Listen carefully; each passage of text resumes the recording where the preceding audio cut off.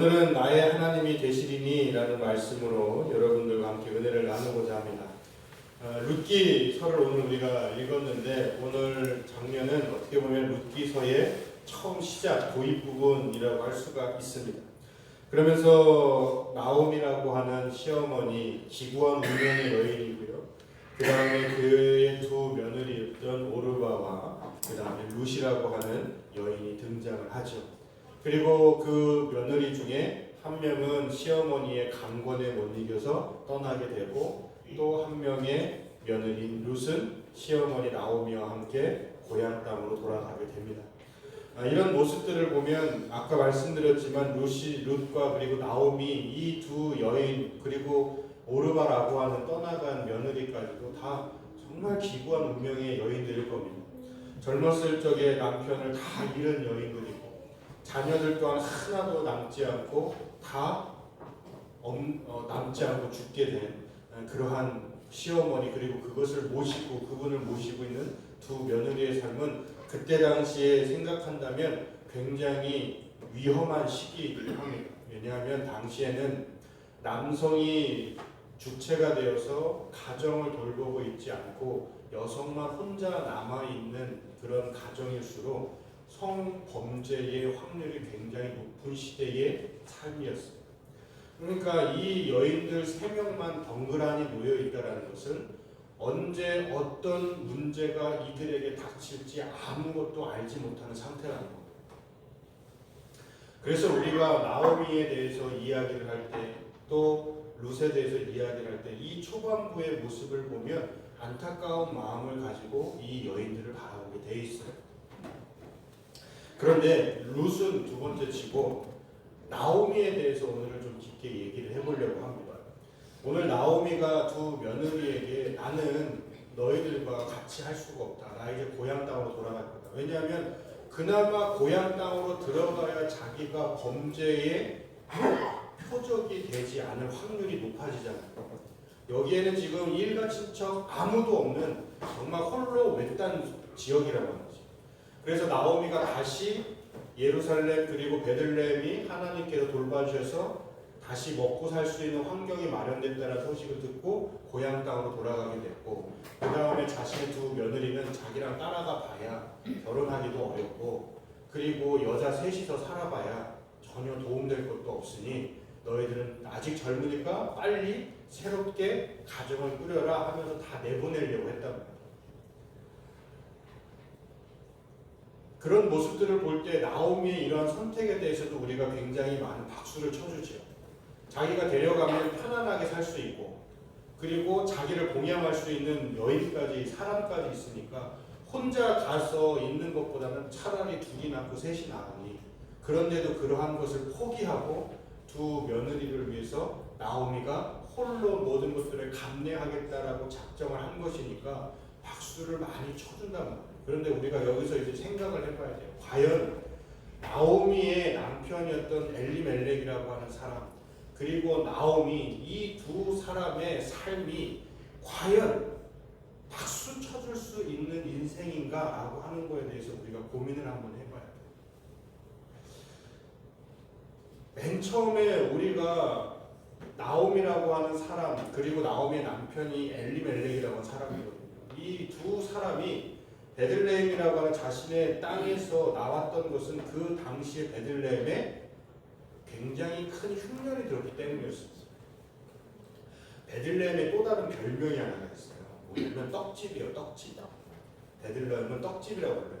그 정도로 풍족한 땅입니다.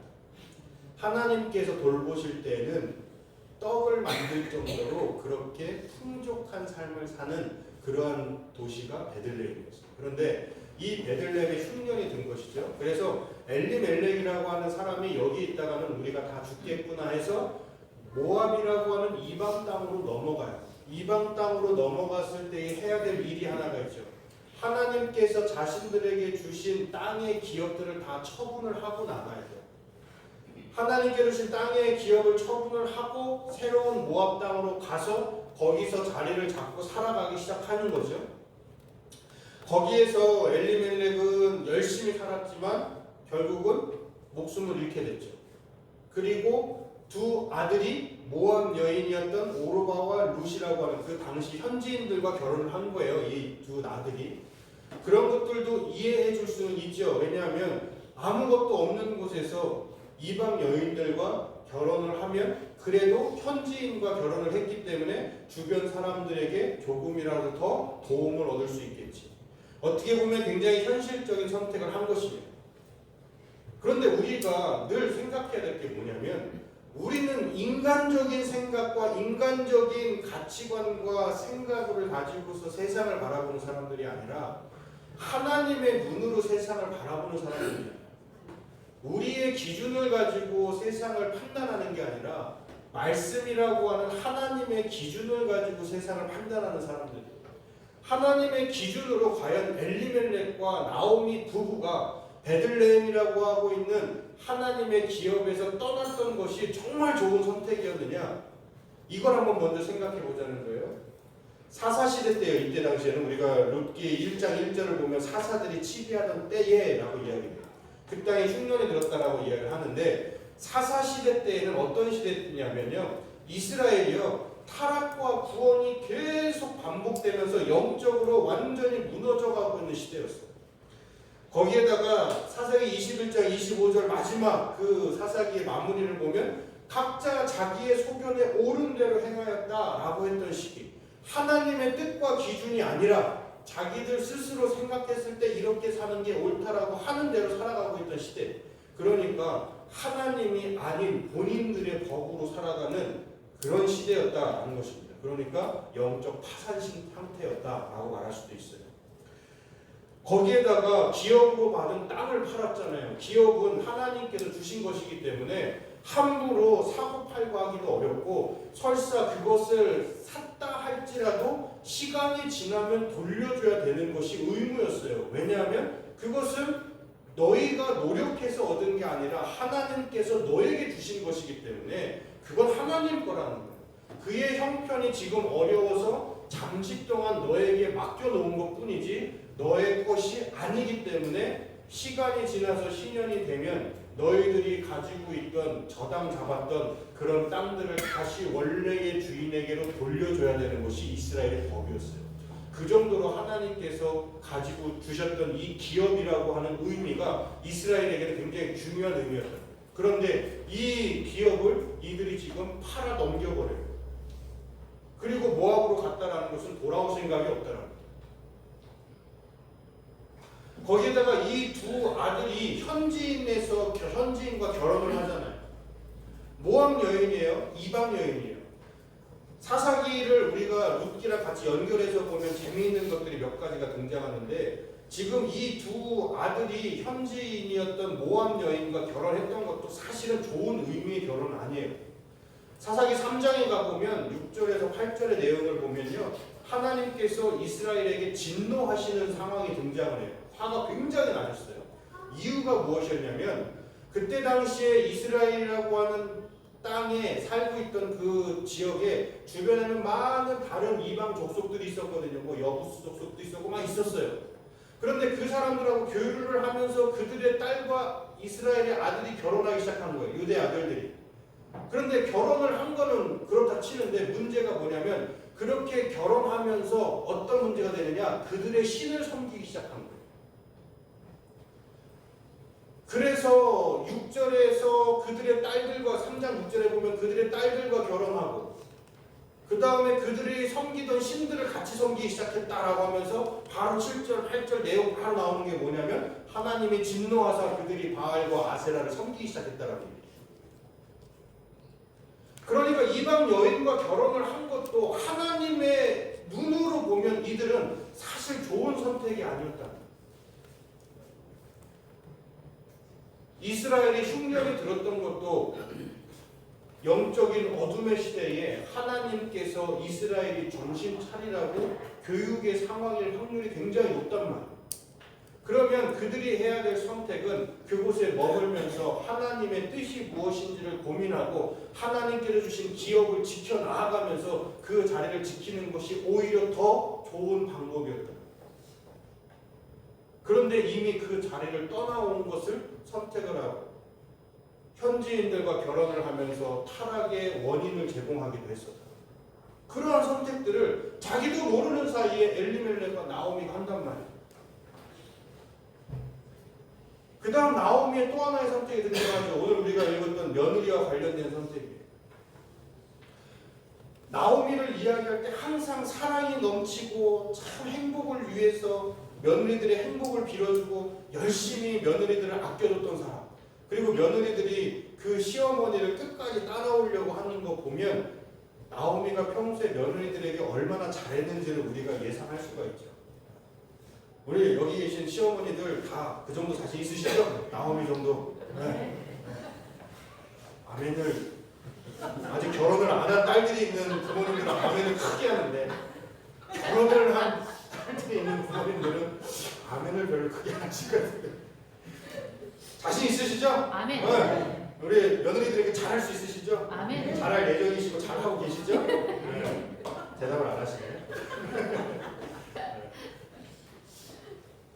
이런 것도 있겠죠. 결혼만 해라.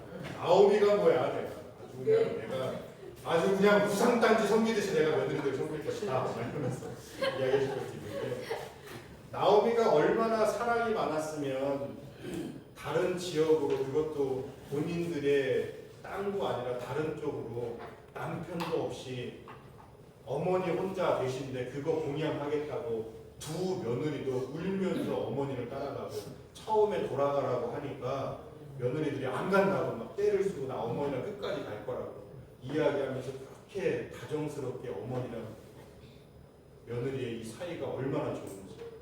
그러니까 나오미가 얼마나 인격적으로 대했고, 본인들이 생각하기에도 이런 시어머니를 만나는 것이 쉽지 않다라고 생각을 했으니까 끝까지 이 어머니를 우리가 책임지고 싶다. 나이가 들어가면서 더 힘드시다. 그런 마음을 가지고 따라오는 거죠. 그러니까 인간적으로 볼 때에는 나오미도 칭찬해줄 만하고, 그런 시어머니를 버리지 않고 끝까지 따라가겠다고 결단을 한 두 며느리도 정말 칭찬받아 마땅한 사람이에요. 정말 멋진 여인들이에요. 자, 그런데 오늘 우리들의 기준은 어디까지나 하나님이잖아요. 며느리들은 시어머니를 끝까지 봉양하는 것은 큰 문제가 아닌데, 문제는 나오미가 했던 선택들이란 말이에요. 나오미는 사랑을 가지고서 며느리를 돌려보내려고 했고 강권하기까지 했죠. 그러면서 야, 이때 당시에 수월법이라고 해가지고 자신의 아들이 죽으면 그 아들의 대를 이어주기 위해서 그 두 번째 자녀가 형수랑 결혼을 하거나 아니면 그 다른 자기 동생의 아내랑 아기를 낳게 해가지고 그 다음에 그렇게 계보를 잇게 해주는 그런 법들이 있었어요. 이스라엘에도 있었고 고대에는 그런 법들이 좀 있었다는 거예요. 그러니까 가정을 유지하기 위한 방편이었던 거예요. 그렇게 해가지고 했는데 나오미가 야, 내가 결혼을 해가지고 다시 아이를 낳는다 하더라도 너희들하고 결혼도 못할 것이며 너희들이 그때까지 언제가 될지 알고 기다리느냐. 그러니까 차라리 돌아가서 재가를 해라. 이 얘기를 한 것이죠. 자, 그런데 우리가 생각해야 될 게 뭐냐면 나오미는 유대인이잖아요. 유대인들은 하나님을 섬기는 민족들이에요. 하나님을 섬기는 가장 우선적인 고백 중에 하나는 뭐냐면 하나님은 유일하신 하나님이죠. 이 세상에 어떠한 신들도 그들이 이야기할 때는 많은 신들이 있다고 하지만 하나님께서는 그거는 다 피조물들에 불과하다고 이야기하시는 거예요. 신이 아니라는 것이죠. 오직 참된 신은 여호와 하나님밖에 없어요. 그리고 그것을 고백하는 이들도 유대인들이에요. 그러면 오직 여호와 하나님을 섬기는 민족이었던 나오미가 하나님만이 진정한 신이라는 것도 알고 있고 하나님만 믿을 때야 비로소 진정한 하나님 나라의 백성으로서 천국에 이를 수 있다는 것을 알고 있는, 그걸 믿음으로 고백하고 있는 여인이란 말이에요. 그런데 두 며느리를 떠나보낼 때 하나님의 축복을 기도하는 신실한 사람이지만 오히려 나오미가 며느리를 돌려보내고 있다는 것은 누구에게 돌려보내는 것이냐면 하나님의 품에 들어온 백성을 다시 이방 신들의 품으로 내 던지는 것이나 마찬가지입니다. 오늘 8절 말씀 우리가 읽지 않았죠. 8절 말씀을 다시 한번 읽어보면 나오미가 두 며느리에게 이르되 너희는 각기 너희 어머니의 집으로 돌아가라. 너희가 죽은 자들과 나를 선대한 것 같이 여호와께서 너희를 선대하기를 원하며 하면서 돌려보내요. 그런데 이것은 표면적인 이유인 거예요. 그 다음에 룻에게도 이야기를 할 때에도 이야기하는 게 뭐냐면 내 15절 보면 나오미가 또 이르되 보라 내 동서는 그의 백성과 그의 신들에게로 돌아가냐니 너도 너의 동서를 따라 돌아가라 하고 얘기해요. 나오미가 며느리를 모압의 땅으로 다시 돌려보낸다는 것이 어떤 의미인지 나오미도 알고 있었다고요. 다른 신들에게로 그를 다시 돌려보내는 거라고요. 여호와 하나님 은혜 안에 거하고 있던 그리고 은혜 안에 거할 수 있는 가장 큰 가능성을 가지고 있는 사람을 나오미는 굳이 떼내어서 다른 신들에게로 넘기고 있다. 여러분 우리가 사랑이라고 할 때 또 다른 사람에 대해서 배려라고 했을 때 오히려 사랑과 배려가 무조건 칭찬받는 게 아니란 말이에요. 사랑도 정확한 기준에 의해서 해야 되고 배려도 기준에 의해서 배려를 해야 그것이 사랑이 되고 배려가 되지 정확한 기준이 없이 사랑하면 기준 없이 배려하면 오히려 상대방을 무너뜨리고 상대방을 넘어지게 할 수도 있단 말이에요. 나오미는 죽이 되든 밥이 되든 이 두 며느리가 나에게로 왔으니 하나님의 백성으로서 살겠다. 내가 이들을 데리고서 하나님의 자녀로서 내가 끝까지 책임지겠다. 이게 원래 이스라엘 백성들이 가져야 될 자세라고요. 그런데 어느 순간 나오미의 마음 가운데 그러한 모습들이 사라졌어요. 희미해졌어요. 하나님의 도우심을 간구하지도 않고 하나님의 뜻의 안에서 하나님의 기준 안에서 생각해야 되는 모든 일들이 점점 인간적인 기준으로만 생각하기 시작했다. 그게 언제부터 이렇게 됐겠습니까? 모압 땅에 들어가면서 그 일이 벌어지기 시작하는 거예요. 어느 순간부터 자기는 사랑한다고 사랑했는데 배려한다고 배려했는데 하나님의 뜻과는 동떨어진 배려, 하나님의 기준과는 동떨어진 사랑을 하고 있었다라는 것입니다. 며느리를 사랑하는 마음, 남을 배려하는 마음, 그런데 나오미는 바로 이 배려와 사랑의 마음에서 문제가 드러나기 시작합니다. 나오미의 사랑이 오히려 역효과를 내게 되어버린 것입니다. 나오미가 지금은 그것이 자신이 욕심이라고 사람들에게 손가락질을 받는다 할지라도 만약 하나님의 곁으로 오르막까지 이끌었다면 제2의 룻도 탄생할 수 있단 말이에요. 하나님의 뜻과 상관없는 사랑, 그것은 아무리 사랑이라 할지라도 하나님을 떠나는 도구가 될 수 있다는 것을 깨달아야 합니다. 우리의 사랑이 무엇을 기준으로 하고 있느냐에 따라서 그 사랑이 어느 누군가를 하나님 곁으로 초대하기도 하지만 어느 누군가를 하나님에게서 멀리 떠나보내게 하기도 해요.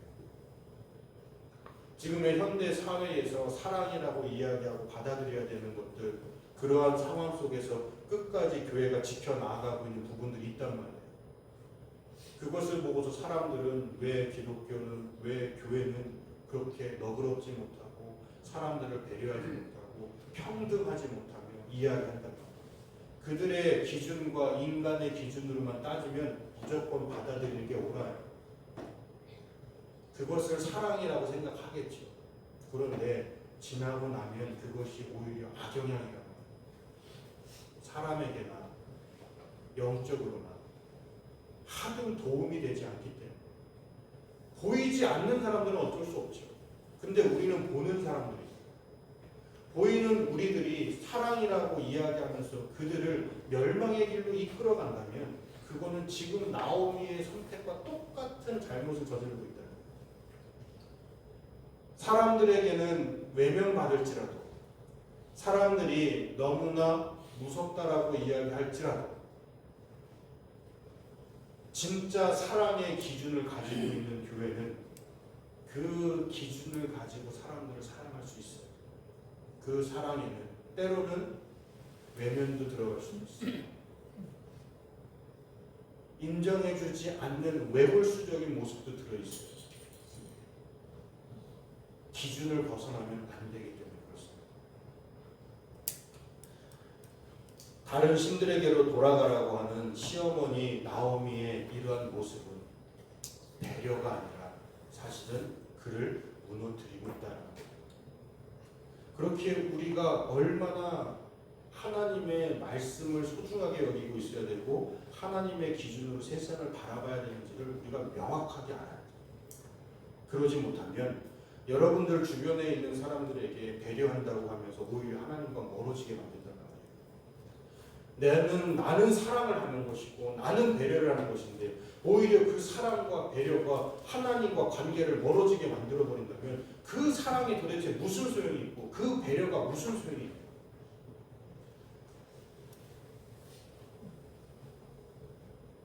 이렇게만 보면 우리는 사실 두려워할 수도 있어요. 왜냐하면 우리가 아무리 사랑해도 내가 떼딱 잘못하면 내가 깜빡 졸면 이러다가 나도 나오미와 같이 하나님 품 안에 있는 사람을 떠나보내는 거 아니야.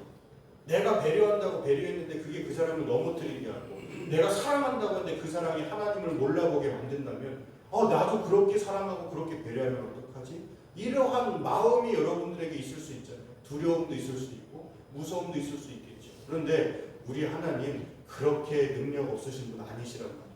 네. 나오미의 사랑, 나오미의 배려가 방향은 잘못됐었지만 그러나 그의 성품 자체는 하나님께서 주신 정말 귀한 달란트라고요.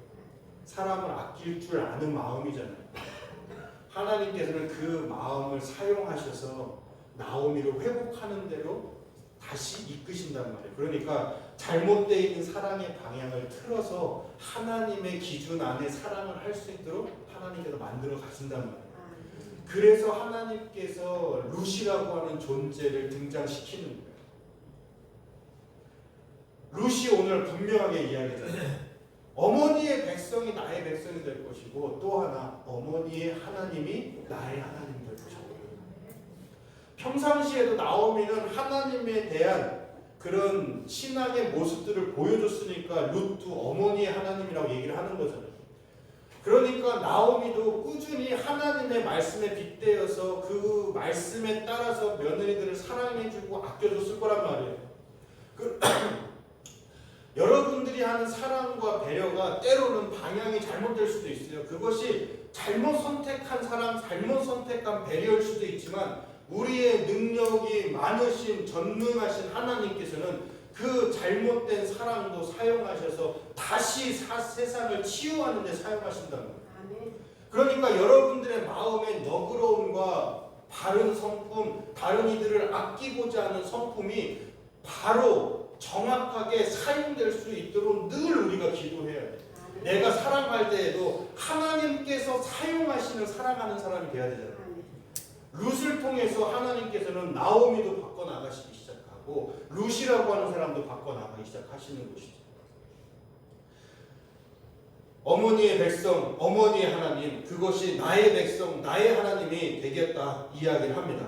만약 나오미가 며느리들에게 정말 잘해주지도 않고 아껴주지도 않았다면 16절의 고백은 절대 나올 수 없어요. 안 나올 거예요. 그러니까 나오미의 성품, 그 뛰어난 그 바른 성품을 하나님께서는 외면하지 않고 계신단 말이에요. 룻기의 특징 하나가 뭐냐면요, 하나님께서 직접 역사하셨다, 하나님께서 이끄셨다라고 하는 구절들이 거의 안 나와요. 그냥 자연스럽게 사람 사이에 있었던 어떤 일기 형식을 보는 것처럼 나와요. 그런데 그 틈틈마다 하나님께서 이끌고 계신다라는 것을 우리가 알 수 있는 장면들이 계속 등장해요. 누가 룻이 여기서 이런 고백할 거라고 누가 알았겠어요? 어머니를 모시고 가서 그 백성들이 나오미를 환영하고 룻을 환영할 거라고 누가 알겠어요? 룻은 알다시피 룻은 모함 여인이에요. 이방 여인이라고요. 손가락질 하는 게 당연하다고요. 에이그 찌찌찌. 저거 힘들다고 하나님 곁에 떠나더니 저거 이방 여인하고 결혼해가지고 와가 남편 다 죽고 아들 다 죽고 이제 와가지고 저거 뭐 하는 거지? 저 하나님 잘 믿어야 되고 하나님 잘 믿어야지 우리도 적골 안 당하는 거예요. 이렇게 손가락질 할 수 있다고요. 충분히 그러고도 남을 그런 상황들이라고요. 그런데 우리가 뒤에서 읽어보면 백성들이 돌아왔을 때 나오미를 환영해주고 나오미의 아픔에 진심으로 같이 슬퍼해줘요. 나오미도 너무 슬프니까 이제 나를 나오미라고 부르지 말고 나를 마라라고 불러. 나를 보통 슬픔으로 불러다. 같이 그의 아픔에 동참해준다. 이것을 이 사람들 참 인정이 많구나 할지 모르겠지만 사람들은요 다른 사람의 아픔에 공감해주는 사람들이지만 손가락질 하는 사람들이 의외로 굉장히 많아요. 그런데 나오미가 돌아갔을 때 따뜻하게 품에 안아준다라고 하는 것, 그의 슬픔을 다 같이 감당해준다는 것. 그리고 이방 여인이었던 룻이라고 하는 여인, 유대의 문화도 잘 모르고 익숙하지도 않은 그 여인을 나오미와 같은 똑같은 민족처럼 대해주고 있다라는 것. 하나님께서 그들의 길을 이끌고 계신다라는 것. 성경에 나오고 있지는 않지만 말씀 속에서 이야기하고 있지는 않지만 그러한 모습들이 룻기에 계속 등장한단 말이에요. 사실 룻기를 보면서 제가 은혜 받는 부분은 뭐냐면 우리의 인생하고 너무 닮았어요. 우리의 인생 속에서 하나님께서 이렇게 역사하셨더라 라고 하면서 좀 문장으로 딱 띄워줬으면 좋겠어요. 어떤 삶이 생겼을 때, 문제가 생겼을 때, 그 문제가 조금씩 해결될 때 좀 내 머리 위에 때 눈앞에 딱 글자가 생겼으면 좋겠어요. 하나님이 이렇게 너를 돕고 계시다. 나 이러면서 딱 했으면 좋겠어요. 아니면 좀 천사가 내 귀에 얘기 좀 해줬으면 좋겠어요. 하나님이 너 이번에 이거 해결해 주셨어. 너 알지? 너 알지? 이거 하나님이 해주신 거야. 그거 우연 아니었어요? 야, 이게 어떻게 우연이 되냐, 이런 일들이. 이렇게 우리한테 얘기해 주셨으면 좋겠단 말이에요. 그죠? 아니면 차라리 기도할 때라도 하나님이 직접 나타나시면 우리 죽으니까, 그 거룩한 영광. 죽으면 또 안 되잖아요? 그래도 우리가 120까지 살아야 돼, 그래도. 모세 정도까지는 살아야 될 거 아니에요? 네, 우리가 아브라함처럼은 못 살더라도 모세 정도까지는 우리가 살아야 되잖아요, 건강하게. 눈이 흐려지지 않냐했던 모세처럼 120살까지 기력이 쇠하지 않고 눈이 흐려지지 않고 120살까지 사시기를 간절히 축원합니다. 아멘. 이것도 아멘 하시네.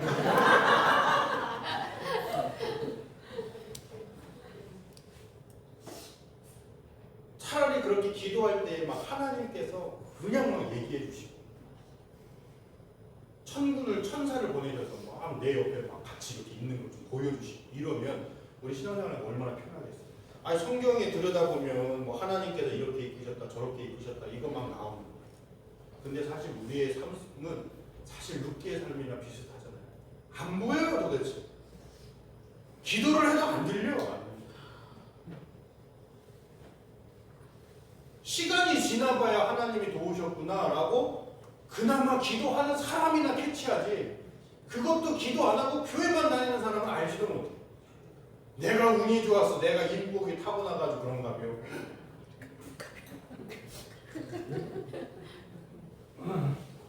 그런 식으로만 생각한단 말이에요. 우리의 삶이 진짜 딱 룻이에요. 어려움이 있는데 그 어려움을 해결할 때 나 혼자 아둥바둥하면서 해결하는 거예요. 아무것도 안 보이고 아무 소리도 안 들리고. 나를 위로해주는 사람은 있기는 있다는데 그래도 그 위로가 내 마음에 들어오고 귀에 들어오겠어요? 나는 힘들어 죽겠네. 그러나 하나님께서는 여전히 룻의 가정, 나오미의 가정을 돌보시고 그 이방 여인의 가계를 통해서 하나님의 아들까지 보내시잖아요. 아멘. 다윗이라고 하는 왕을 태어나게 하시죠. 극구 부인하면서 함께하고 싶지 않았던 이방 여인을 통해서 하나님이 역사를 진행하신다는 거예요.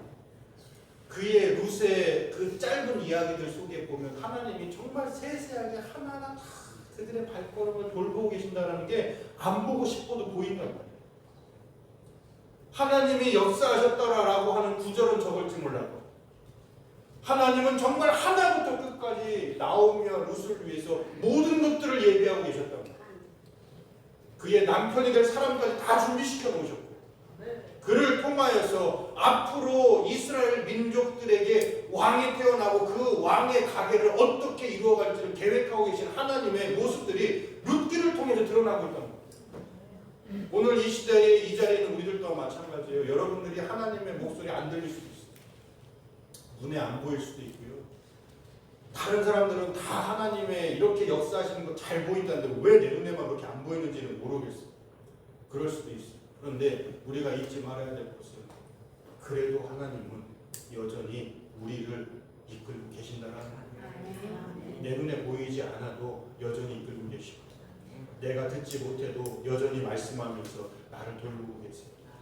나는 아무짝에도 쓸모없는 인생처럼 덩그러니 놓여져 있는 것 같은데 하나님은 그런 나를 쓸모없다 이야기하지 않으시고 이 모양 저 모양 사랑함으로 사용하셔서 세상에 조금씩 나의 영향력을 꽃피우게 하신다는 거예요.